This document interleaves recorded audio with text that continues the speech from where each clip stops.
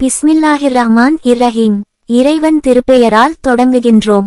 திருப்பூர் மாவட்டம் உடுமலைப்பேட்டையை சேர்ந்த முதல் திருமண மணமகளுக்கு மணமகன் தேவை.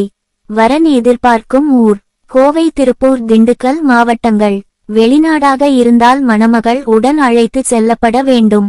பயோடேட்டா விபரம்: பெயர் நஜீனா, வயது 27, உயரம் 5/2.